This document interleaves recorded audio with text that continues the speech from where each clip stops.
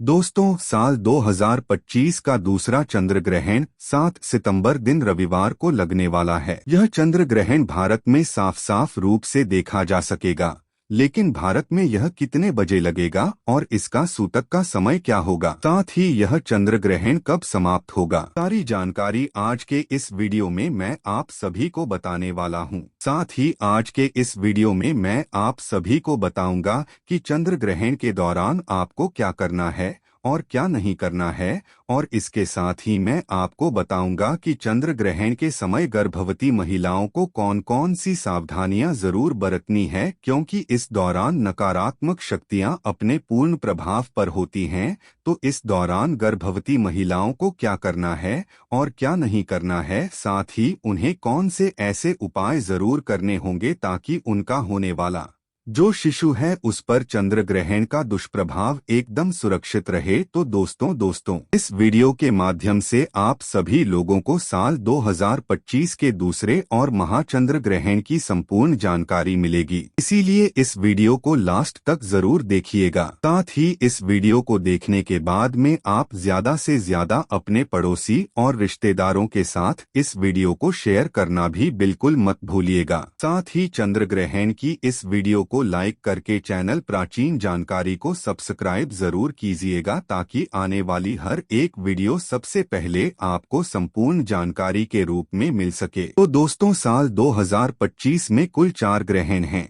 जिनमें से 2 सूर्य ग्रहण और 2 चंद्र ग्रहण हैं। और इस साल 2025 में जो पहला चंद्र ग्रहण था वह 14 मार्च को लग चुका है, और अब साल 2025 का यह दूसरा और अंतिम चंद्र ग्रहण 7 सितंबर दिन रविवार को लगने जा रहा है। पर दोस्तों, यह कोई मामूली चंद्र ग्रहण नहीं होगा, बल्कि एक महाचंद्र ग्रहण होगा, जिसका न केवल पूरी दुनिया के ज्योतिष पंडित बल्कि एस्ट्रोलॉजर भी बेसब्री से इंतजार कर रहे हैं। आपको बता दें कि ज्योतिष शास्त्र में चंद्र ग्रहण को अशुभ घटना के रूप में देखा जाता है, क्योंकि चंद्र ग्रहण के दौरान चंद्रमा पीड़ित अवस्था में होते हैं और अशुभ फल देते हैं, क्योंकि इस समय चंद्रमा की जो शक्ति है वह बिल्कुल ही क्षीण होती है। इस दौरान कई ऐसे कार्य हैं जिनको करना बिल्कुल ही वर्जित होता है। खास तौर पर जो शुभ कार्य हैं उन्हें चंद्र ग्रहण के समय बिल्कुल भी नहीं करना चाहिए। आपको बता दें कि चंद्र ग्रहण एक खगोलीय घटना है। जब पृथ्वी सूर्य और चंद्रमा के बीच में आती है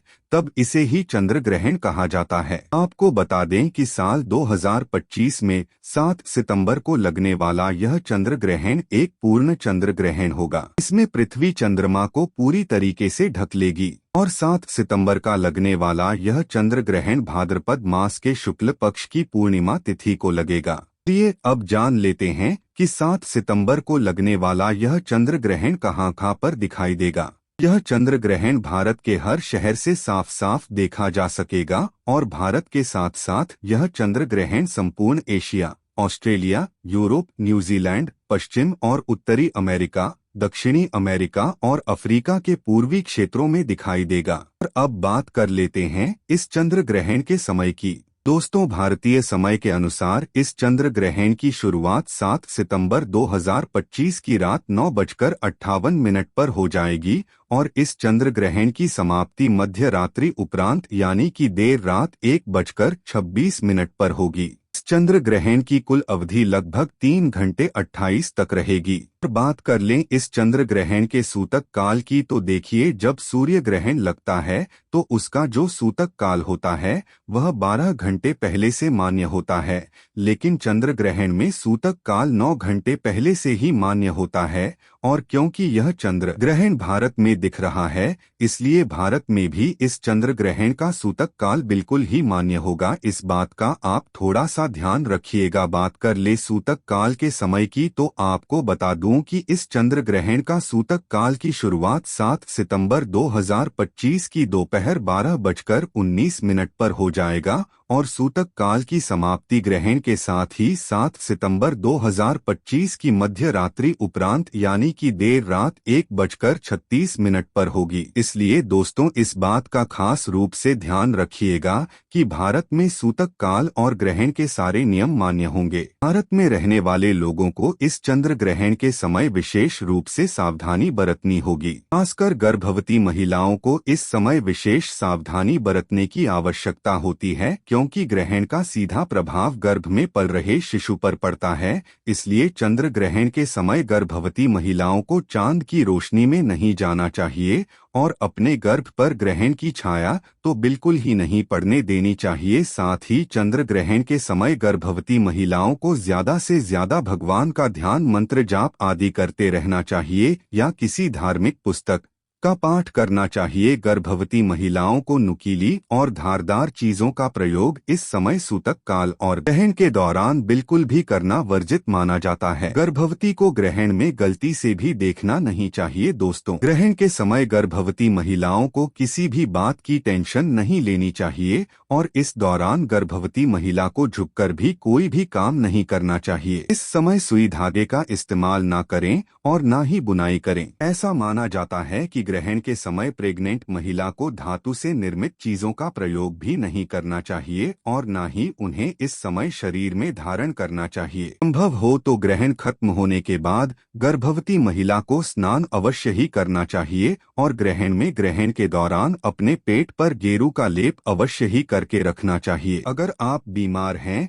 तो किसी कारणवश स्नान न संभव ना हो तो कम से कम अपने ऊपर गंगाजल का छिड़काव अवश्य ही करें और अपने कपड़े अवश्य बदल लें। ग्रहण के दौरान गर्भवती महिला को खाने में छोंक और तड़का भी नहीं लगाना चाहिए। खाने को जितना साधारण रखें उतना ही बेहतर होगा। इसके अलावा बता दें कि ग्रहण के समय पति पत्नी को शारीरिक संबंध भी नहीं बनाने चाहिए। ऐसा करने से आपके घर की सुख शांति खराब हो जाती है। यदि आपकी कुंडली में कोई दोष है तो इस समय ग्रहण के दौरान आप घर से बाहर ना निकलें। खासकर जिनकी कुंडली में राहु केतु का प्रभाव ज्यादा हो, आपको बता दें कि ग्रहण के दौरान तेल मालिश भी नहीं करनी चाहिए। ऐसा करने से त्वचा संबंधी रोगों का सामना करना पड़ता है। दोस्तों ग्रहण के समय तुलसी के पत्तों का विशेष महत्व होता है। इस समय तुलसी के पत्तों को तोड़ना अशुभ माना जाता है। किसी भी चीज में खाने पीने की जो चीजें हैं उनमें तुलसी दल तोड़कर पहले से ही रख लें और फिर उन्हें जरूर ही डालें। इसके अलावा बता दें कि चंद्र ग्रहण के समय सभी लोगों को कुछ खास बातों का जरूर ध्यान रखना चाहिए, क्योंकि चंद्र ग्रहण का नकारात्मक प्रभाव सभी लोगों के जीवन में देखने को मिलता है। ध्यान रखें कि चंद्र ग्रहण के दौरान बालों में तेल लगाना, भोजन करना, पानी पीना, सोना या बाल बनाना, यह सभी कार्य बिल्कुल ही वर्जित होते हैं। इस दौरान कपड़े धोना, बर्तन धोना, खाना बनाना या फिर ताला खोलना और दंत मंजन करने की भी मनाही की जाती है। अगर आप बीमार हैं, बुजुर्ग हैं या बच्चे हैं या फिर गर्भवती महिला हैं और इस समय ग्रहण के समय कुछ भी खाने पीने की आवश्यकता हो तो आप ग्रहण के सूतक काल लगने से पहले ही खाने पीने की पूरी तैयारी कर लें और हर एक खाने पीने के सामान में तुलसी दल डालना बिल्कुल भी ना भूलें। इससे उन अन्न और जल में ग्रहण का दोष नहीं लगता है और आप ग्रहण की नकारात्मकता से एकदम सुरक्षित रहेंगे। दोस्तों इसके अलावा चंद्र ग्रहण के समय कोई भी शुभ कार्य नहीं करना चाहिए। आपको बता दें कि ग्रहण के दौरान पूजा भी निषेध मानी गई है। इस दौरान आरती पूजा पाठ करने की मनाही होती है। इस दौरान मूर्ति का स्पर्श करना बिल्कुल ही वर्जित होता है, क्योंकि इस समय प्रकृति सबसे ज्यादा संवेदनशील स्थिति में होती है। यही कारण है कि इस दौरान पेड़ पौधे, फूल, पत्ते तोड़ना नहीं चाहिए। शास्त्रों के अनुसार चंद्र ग्रहण के दौरान नाखून काटना, बाल काटना, दाढ़ी बनाना अशुभ माना जाता है। आप ग्रहण के समय मांस, मछली, मदिरा आदि का सेवन भी ना करें। ग्रहण की अवधि में यह सब चीजें नहीं खानी चाहिए। सिगरेट और शराब जैसे नशीले पदार्थों से भी बचना चाहिए। चंद्र ग्रहण के दौरान आपको किसी भी तरह का मनोरंजन भी नहीं करना चाहिए। कुछ लोग टाइम पास करने के लिए जुआ या ताश आदि खेलते हैं, जो कि बहुत ही गलत होता है। आपको बता दें कि ग्रहण के समय किसी दूसरे का दिया हुआ अन्न भी नहीं खाना चाहिए, वरना आपके ऊपर भार पड़ता है और 12 वर्षों का पुण्य नष्ट हो जाता है। एक बात का ध्यान रखें कि ग्रहण के दौरान बाहर का खाना भी नहीं खाना चाहिए। इस दौरान सोना नहीं चाहिए, लेकिन गर्भवती महिला, बूढ़े और बच्चों पर यह नियम लागू नहीं होता है। दोस्तों, ग्रहण के समय जितना हो सके ईश्वर का ध्यान करना चाहिए। ग्रहण के समय लड़ाई झगड़ा भी नहीं करना चाहिए। इस दौरान झूठ, कपट, बुरे विचारों से परहेज करें। ग्रहण काल में मन और बुद्धि पर पड़ने वाले कुप्रभाव से बचने के लिए आपको ज्यादा से ज्यादा भगवान का नाम जप करना चाहिए या किसी मंत्र का जाप करना चाहिए। आप चंद्र ग्रहण के दौरान चंद्रमा के मंत्रों का जाप करें। एक मंत्र मैं आप सभी को बता रहा हूँ, इसे आप कहीं नोट कर लें और चंद्र ग्रहण के दौरान आप इसका जाप कर सकते हैं। मंत्र है ओम चंद्राय नमः या फिर ओम सोम सोमाय नमः। मंत्र का जाप कर सकते हैं और ग्रहण समाप्त होने के बाद गंगाजल डालकर स्नान अवश्य करें। पूरे घर में झाड़ू और पोछा लगाएं। गंगाजल का छिड़काव घर के मंदिर से लेकर घर के हर एक कमरे में जरूर ही करें। इसके बाद आप किसी जरूरतमंद, गरीब या ब्राह्मण को अन्य धन और वस्त्र का दान करें। इससे आपको पुण्य की प्राप्ति होगी। और अब बात कर लेते हैं चंद्र ग्रहण के दौरान आप किन उपायों को करके अपने जीवन के हर एक प्रकार के कष्ट से मुक्ति पा सकते हैं और अपनी मनवांछित इच्छाओं को पूर्ण करवा सकते हैं। देखिए, इस दौरान प्रकृति बहुत ही संवेदनशील होती है। इस दौरान किया गया कोई भी उपाय कभी विफल नहीं जाता है। तो इस समय आप धन लाभ के लिए ग्रहण के समय श्री सूक्त का पाठ करें। इससे धन के कई तरीके से लाभ होते हैं और पैसे रुपए से जुड़े हुए जितने भी ब्लॉकेज आपके जीवन में आपकी कुंडली में लगे हुए हैं वह अपने आप ही खुल जाते हैं। सुख समृद्धि के लिए ग्रहण के समाप्त होने के बाद गाय माता को गुड़ और रोटी अवश्य ही खिलाएं। इससे घर में सुख समृद्धि की प्राप्ति होती है। नजर दोष से मुक्ति पाने के लिए ग्रहण के बाद काले तिल और सरसों के तेल का दीपक पीपल वृक्ष के नीचे जरूर जलाएं। इससे नजर दोष की समस्या से आपको मुक्ति मिलती है। चंद्रमा के दोष, कुंडली में मांगलिक दोष हो या फिर चंद्र दोष हो तो इसके निवारण हेतु ग्रहण के समय चंद्र मंत्र का जाप करें और चांदी के बर्तन में दूध भरकर शिवलिंग पर अर्पित कीजिए। इससे चंद्र दोष बिल्कुल ही समाप्त हो जाएगा। स्वास्थ्य लाभ हेतु अगर घर परिवार में कोई बहुत ज्यादा बीमार रहता है तो ग्रहण समाप्त होने के बाद स्नान कर गंगाजल छिड़के और भगवान विष्णु का ध्यान करें। नौकरी और व्यापार में वृद्धि के लिए या सरकारी नौकरी की प्राप्ति के लिए या फिर कोई दूसरी नौकरी में अगर प्रमोशन चाहिए, अगर आप तरक्की करना चाहते हैं तो ऐसे में चंद्र ग्रहण की समाप्ति के बाद तुलसी माता के पास में आप एक शुद्ध घी का दीपक जलाएं और साथ ही में वहीं पर अक्षत और रोली जरूर ही रख दें। इससे आपके नौकरी और व्यापार में जो भी दुविधाएं आ रही हैं, विपत्ति आ रही है, वह बिल्कुल ही दूर हो जाएगी। तो दोस्तों, अब बात कर लेते हैं उन भाग्यशाली राशियों की जिनका जीवन इस चंद्र ग्रहण के बाद पूरी तरह से बदलने जा रहा है। इस चंद्र ग्रहण पर 9 के 9 ग्रह अपनी राशि में परिवर्तन करेंगे, जिसका प्रत्यक्ष और अप्रत्यक्ष प्रभाव 12 की 12 राशियों पर पड़ेगा। यानी कि चंद्र देव की कृपा से यह 12 राशि वाले इस चंद्र ग्रहण के बाद करोड़पति बनने वाले हैं। सबसे पहली भाग्यशाली राशि है धनु राशि। अगर आप धनु राशि के हैं और लंबे समय से बीमार चल रहे थे तो इस चंद्र ग्रहण के बाद आपके स्वास्थ्य में सुधार आना शुरू हो जाएगा। लंबे समय से अगर आप अपने दुर्भाग्य की वजह से परेशान थे, आपका दुर्भाग्य आपसे दूर हो जाएगा। करियर, कारोबार में आपको उन्नति देखने को मिलेगी। इस चंद्र ग्रहण के बाद धनु राशि वाले के शादी के योग बन रहे हैं। आपकी मनचाही शादी इस चंद्र ग्रहण के बाद हो सकती है। अगर आप व्यापारी हैं तो आपके व्यापार में अब आपको काफी ज्यादा फायदा आने वाले समय में देखने को मिल सकता है। अगली खुशनसीब राशि है मकर राशि। अगर आप मकर राशि के हैं और लंबे समय से नौकरी की तैयारी कर रहे थे, आपकी नौकरी लग जाएगी। आपका बंद पड़ा व्यापार चल पड़ेगा। आपके नवग्रह आपका साथ देना शुरू कर देंगे। आपका शुक्र ग्रह भी आपका साथ देना शुरू कर देगा। शुक्र ग्रह व्यक्ति के जीवन के धन और संपदा से जुड़ा होता है। कहने का मतलब है मकर राशि वाले इस चंद्र ग्रहण के बाद धन संबंधित जो भी निर्णय लेंगे उस निर्णय से इनको फायदा मिलेगा। आपके जीवन में अनेक प्रकार ऐसे रास्ते खुलने जा रहे हैं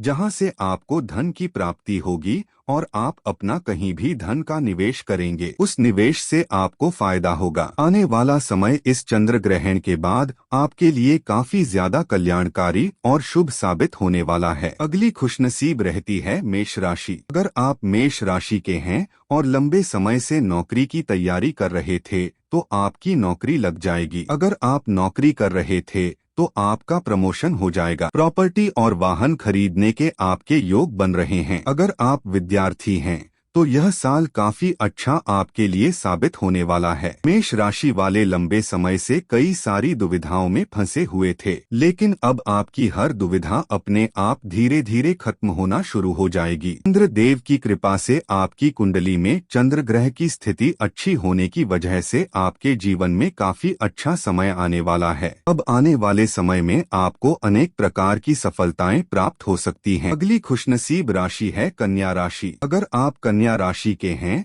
तो आपके विदेशी यात्रा पर जाने के योग बन रहे हैं। आपको राजनीतिक लाभ होगा। आपका बंद पड़ा व्यापार चल पड़ेगा। आपके विरोधी, आपके दुश्मन आपके सामने घुटने टेक देंगे। करियर कारोबार में आपको उन्नति देखने को मिलेगी। लंबे समय से अगर आप बीमार चल रहे थे, आपकी बीमारी से आपको मुक्ति मिल जाएगी। अचानक से आपके जीवन में आपको बड़ा धन लाभ हो सकता है। अगर कन्या राशि वाले लंबे समय से विदेश में पढ़ने का सपना देख रहे थे तो इस चंद्र ग्रहण के बाद आपका यह सपना जरूर पूरा हो जाएगा और आप विदेश में जाकर पढ़ सकते हैं एवं आपकी विदेश में अच्छी नौकरी भी लग सकती है। अगर आप तुला राशि के हैं दोस्तों तो आपकी शादी के योग इस चंद्र ग्रहण के बाद बन रहे हैं। प्रॉपर्टी वाहन खरीदने के भी योग बन रहे हैं। आपके नवग्रह की स्थिति बहुत अच्छी हो जाएगी। आपके ऊपर शनि दोष, मंगल दोष या कैसा भी दोष है वह इस चंद्र ग्रहण के बाद अपने आप खत्म हो जाएगा। भगवान चंद्रदेव जी की कृपा से आपकी कुंडली में चंद्रमा की स्थिति बड़ी अच्छी हो जाएगी और जिस व्यक्ति की कुंडली में चंद्रमा उच्च स्थान पर होता है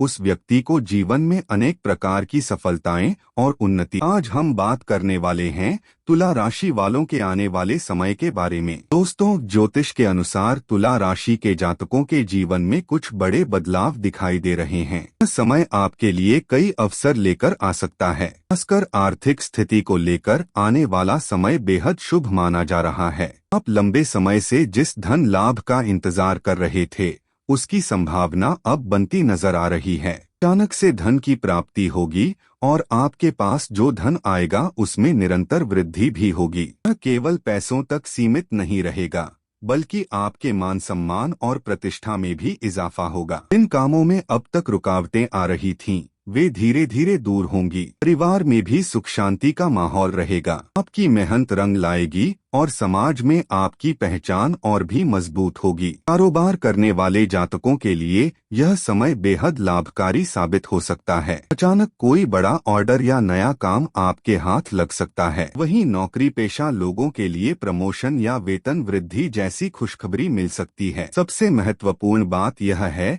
कि आने वाला समय आपको कामयाबी की ओर ले जाएगा। जिन सपनों को आप लंबे समय से संजोकर बैठे हैं अब उन्हें पूरा करने का अवसर आपके सामने है। तो दोस्तों, तुला राशि के जातकों के लिए आने वाला वक्त वाकई बहुत खास होने वाला है। आप भी भगवान पर भरोसा रखिए और अपने कर्मों पर विश्वास कीजिए। दोस्तों, इस वीडियो को यहीं समाप्त करते हैं। अगर आपको यह जानकारी अच्छी लगी हो तो चैनल अध्याय मौर्य को सब्सक्राइब करें और बेल आइकॉन दबाना न भूलें।